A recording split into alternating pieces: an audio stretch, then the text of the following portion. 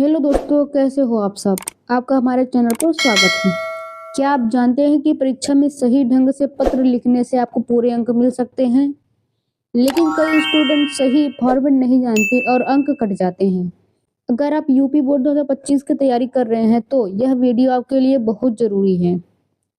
आज के इस वीडियो में हम सीखेंगे कि आवेदन पत्र, नगर की सफाई हेतु पत्र और बैंक से ऋण प्राप्त करने हेतु पत्र कैसे लिखा जाता है। यह वीडियो न सिर्फ आपकी परीक्षा के लिए बल्कि असल जीवन में भी बहुत मददगार होगा। तो चलिए शुरू करते हैं। आवेदन पत्र। हम आवेदन पत्र किसी भर्ती हेतु देते हैं स्कूल में चाहे जहाँ पर, लेकिन हिंदी टंकणकर्ता के लिए हम आवेदन पत्र दे रहे हैं, यानी कि टाइपिस्ट के लिए। ठीक है, लिखने का सही फॉर्मेट जानना है और लिखेंगे सही है। पहले लिखेंगे सेवा में, जिस तरह से लिखा है आप इसी तरह से लिखेंगे तो आपको पूरा नंबर मिल जाएगा। कार्यालय मुख्य अधिकारी, जहाँ को अधिकारी हैं जिला परिषद, प्रयागराज उत्तर प्रदेश। इतना हमें लिख लेना है। ठीक, अब लिखना है महोदय। राष्ट्रीय दिनांक 1 मार्च 2023 ईस्वी के आप आज की तारीख जो है आप उसको लिख लीजिएगा, या जिस दिन पेपर में आएगा आप उस तारीख को लिख लीजिएगा। ठीक है, राष्ट्रीय दिनांक 1 मार्च 2023 ईस्वी के अंक में प्रकाशित आपके विज्ञापन संदर्भ में अंक में यानी पत्र में, पेपर में, मैं हिंदी टंकणकर्ता के रिक्त स्थान हेतु अपना आवेदन आपकी सेवा में प्रस्तुत कर रही हूँ। इतना लिखना है कि आपके विज्ञापन के संदर्भ में मैं हिंदी टंकणकर्ता यानी हिंदी टाइपिस्ट के रिक्त स्थान हेतु यानी जो खाली स्थान है उसके हेतु मैं अपना आवेदन आपकी सेवा में प्रस्तुत कर रही हूँ। मेरी शैक्षिक योग्यताएं एवं अनुभव आदि का विवरण निम्न है। ठीक है, इतना लिखना है। अब इस थोड़ा डब्बा बनाना है, डब्बा में इसको लिख देना है। यहाँ क्रमशः नंबर डालना है, परीक्षा का नाम डालना है, और जिस वर्ष में आपने पास किया है उसका नाम, उत्तीर्ण वर्ष और श्रेणी, कौन सी श्रेणी से आपने फर्स्ट सेकंड थर्ड किया है। देखो पहले हाई स्कूल डालना है, हाई स्कूल किस वर्ष में आपने उत्तीर्ण किया है और किस श्रेणी से, इतना लिखना है। इंटरमीडिएट का लिखना है, बीकॉम जो भी आपने किया हो उसका लिखना है।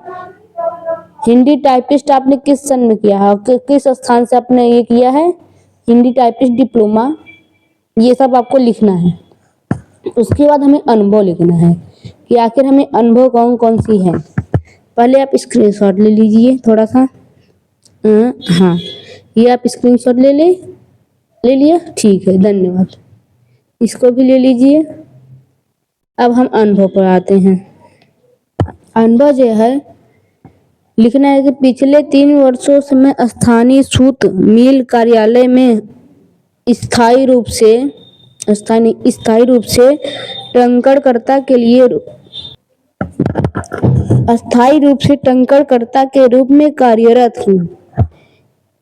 टंकणकर्ता हिंदी टाइपिस्ट के रूप में सूती मिल कार्यालय में अस्थायी रूप से, न कि अस्थायी। स्थायी यानी हमेशा से। टंकणकर्ता के रूप में कार्यरत हूँ, मतलब काम करती हूँ। हिंदी में मेरा टंकण गति स्पीड 45 से 50 शब्द प्रति मिनट है। ठीक है, इतना लिखना है। फिर आयु व स्वास्थ्य लिखना है आपका, कितने वर्ष के हैं और कैसा स्वास्थ्य है आपका। मैं 26 वर्ष की स्वस्थ नवयुवती हूँ, और अगर आप लड़के हैं तो नवयुवक लिखिएगा। ठीक है, और कबड्डी का राज्य स्तर पर खिलाड़ी भी हूँ, तथा राज्यपाल से सम्मान भी प्राप्त कर चुकी हूँ।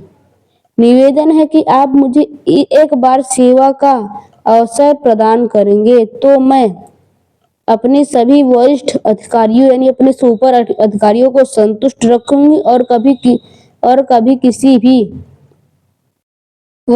किसी भी प्रकार की शिकायत का अवसर नहीं दूंगी। पूरी निष्ठा एवं ईमानदारी से अपने कर्तव्य का पालन करूंगी, निर्वहन करूंगी।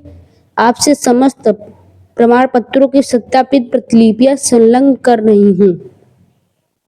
लिखना है दिनांक, आज का जो दिनांक है आप वो डालिएगा। फिर लिखना है भौदी, आपका नाम लिखना है, आपका नाम पेपर में नहीं लिखना है।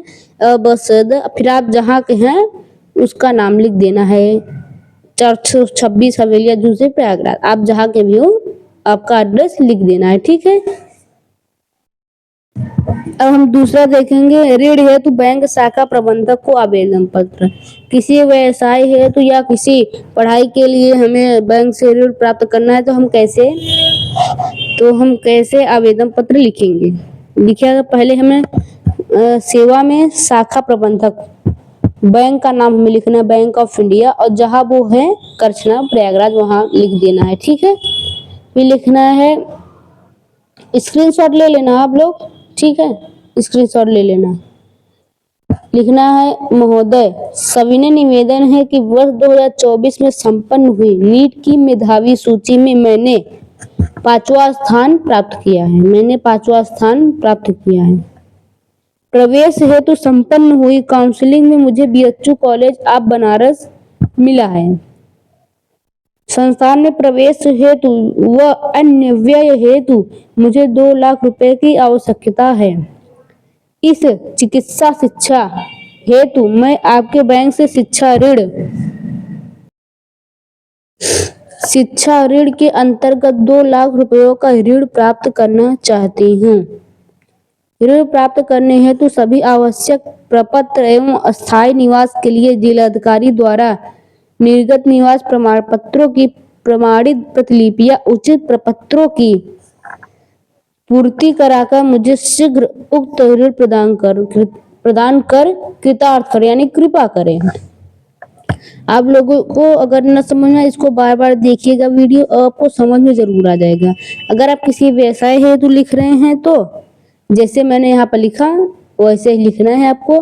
फिर सविनय निवेदन है कि फिर जो आपका विषय होगा, आप जो लाना चाहते हैं सामान के लिए व्यवसाय हेतु, वो सब यहाँ पर लिख लीजिए। उसके बाद आपको लिख लेना है कि मुझे शीघ्र उक्त ऋण का प्रदान कर कृतार्थ करें। उसके बाद लिखना है सादर धन्यवाद। दिनांक जो आपका होगा दिनांक डालिएगा। प्रार्थी आप मांग रहे हैं ना, प्रार्थी। अब आपका नाम लिखना है। अगर आप किसी बैंक में सच में दे रहे हैं पत्र तो आपका नाम लिखना है, लेकिन पेपर में दे रहे हैं तो आपका ये अब सदा लिख दीजिए। आज किनके सुपुत्र या सुपुत्री हैं उनका नाम लिख दीजिए। स्थान जहाँ के आप हैं वहाँ का नाम लिख दीजिए और मोबाइल नंबर लिख दीजिए, ठीक है। इतना करेंगे आपको पूरा नंबर मिल जाएगा। पेपर में मोबाइल नंबर नहीं लिखना है, ठीक है। अब आ गया तीसरा, गंदगी एवं सड़कों की सफाई समस्या के संबंध में पत्र।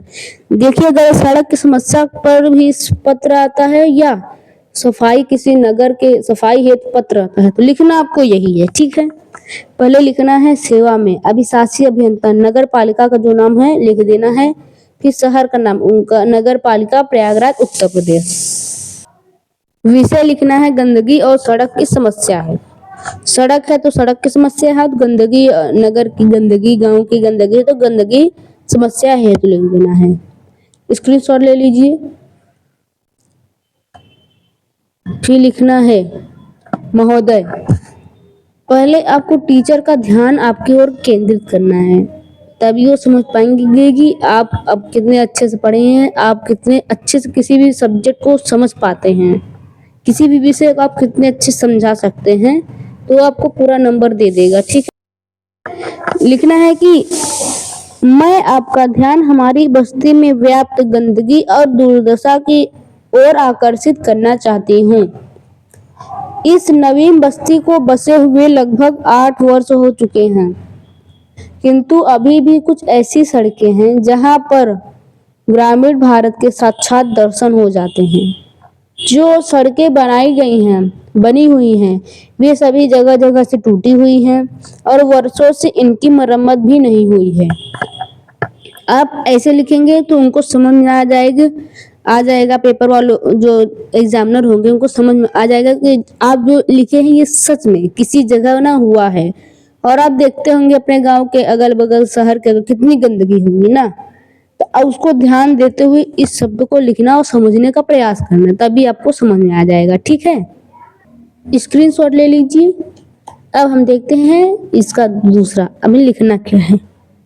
उनको कुछ सुझाव भी तो देना है ना, इसलिए ऐसे लिखेंगे हम। लिखिए, इसको एक लाइन छोड़कर हमको यहाँ से लिखना है। जिन स्थानों पर नालियां बनाई गई हैं वे सभी जगह से टूटी हुई हैं।